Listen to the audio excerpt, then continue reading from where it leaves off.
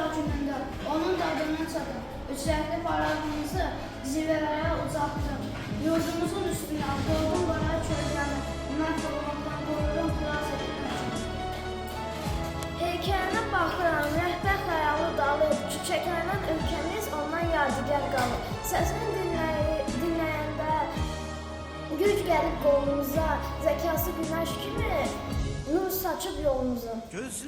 Vətənin dar günündə onun dadına çatdım. Üçrəkli bayrağımı zirvələrə uzattım. Yurdumuzun üstündən qoydum bana kölgəni. Məhv olmaqdan qoyurum xilas etdim ölkəmi. İsyancılı bayrağın zirvələrdə uzattım. Ən ağır günlərdə xalqın xilaskarı oldu. Beydən əlbət. Güneş dolur elə bil, Milli siyasetiyle xilas etdi ölkəni. Güclü bir Azərbaycan gelir, gözü kör olur yanım. Bir şak kimi yandırdı. Azerbaycan deyəndə səni düşünürük azadlığı inanır, xalqa sən bağışladın. Sən elə bir zirvəsən, küləklər neyləyəcək?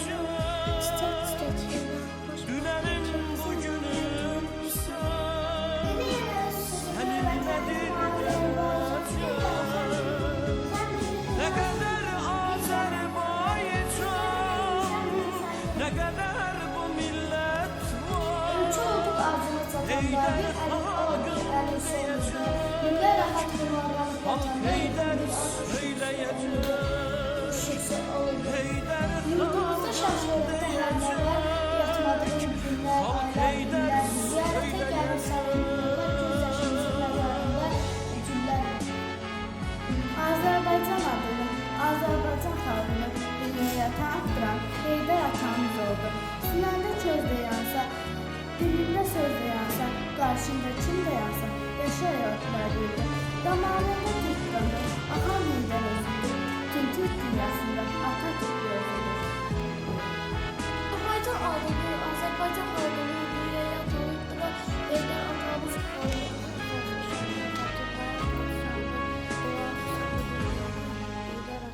Sən bu çətin zamanda gücümüz, qüvvətimiz. Sübh salınır, Sən bizim bu dünyada ən böyük sərvətimiz.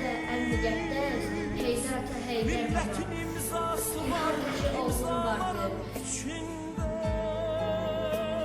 Sənə halaldır halal, ölümə Ömür yolun bir bahardır. Sən bu çətin zamanda gücümüz, qüvvətimiz. Kimisi aylar, kimisi illər.